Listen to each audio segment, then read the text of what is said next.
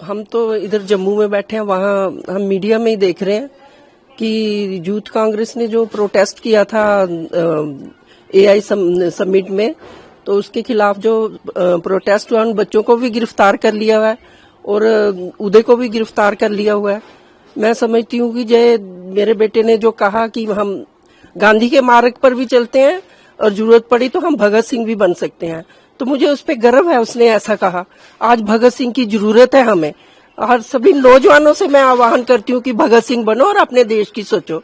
उन्होंने कोई गुनाह नहीं किया है जिन्होंने प्रोटेस्ट किया है। प्रोटेस्ट करना हमें, संविधान ने हमें हक दिया प्रोटेस्ट करने का, और उन्होंने कोई अपने लिए प्रोटेस्ट नहीं किया, देश के लोगों के लिए, देश के किसानों के लिए प्रोटेस्ट किया है, देश के युवाओं के लिए प्रोटेस्ट किया है, जो बेरोजगार घूम रहे हैं, जिनके पास काम नहीं है कोई करने को।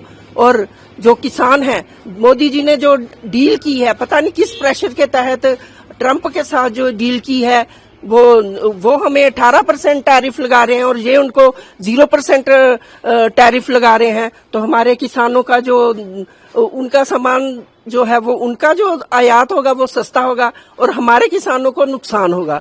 तो मैं इसके लिए, हम अपने किसानों के लिए, अपने बेरोजगार युवाओं के लिए और देश की जनता के लिए उन्होंने जो प्रोटेस्ट किया है, और वो सही है। और प्रोटेस्ट आज नहीं, कब से होते रहे हैं। भाजपा के लोग प्रोटेस्ट नहीं करते थे, और जब कॉमनवेल्थ गेम्स थी, सभी इतने डेलीगेट्स पूरे वर्ल्ड से आए थे, प्लेयर्स आए हुए थे, इनकी 2-3 हजार लोगों ने नंगे होके जो है प्रोटेस्ट किया, तब इनको शर्म नहीं आई। जब समिट में पहले दिन गलहोतिया यूनिवर्सिटी चाइना के रिपोर्ट को अपना रिपोर्ट बताकर कि ये हमारी इनोवेशन है पेश करती है, तब हमारा दुनिया में हम शर्मसार नहीं हुए। तब दुनिया के बहुत से सीईओज बहुत सी कंपनीज के आए थे, हमारी जग हंसाई हुई। तब इनको अपनी देश की जो है बेइज्जती महसूस नहीं हुई। उनको क्यों नहीं इन्होंने गिरफ्तार किया?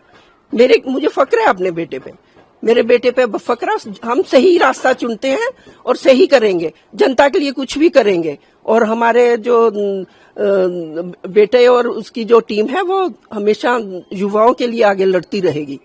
ये हमारा, हम उसके साथ हैं, और भगवान भी उनके साथ है, क्योंकि भगवान सच्चाई के साथ होता है। और झूठ थोड़ी देर, बहुत झूठ की हांडी बार बार नहीं चढ़ती, थोड़ी देर बहुत फलता फूलता है, बाद में सच्चाई की ही जीत होती है। तो मुझे कोई अफसोस नहीं है। अगर मेरे बेटे को जेल में कितने दिन अंदर रखेंगे, रखें, कोई बात नहीं। भगत सिंह जी शहीद हुए थे तो तब भी ये लोग सबने उनका साथ नहीं दिया था। ये जो आजकल सत्ताधारी हैं, ये उनके खिलाफ ही थे भगत सिंह के। अब भगत सिंह की फोटो लगा लेने से ये नहीं होता कि हम उनका सम्मान कर लें, उनके नक्शे कदम पर भी चलना है।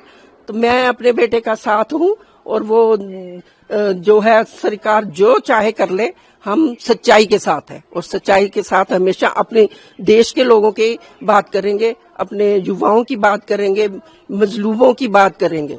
बहुत शर्म की बात है कि ये शांतिपूर्ण आंदोलन करने में भी आपको परेशानी होती है, तानाशाह को परेशानी होती है।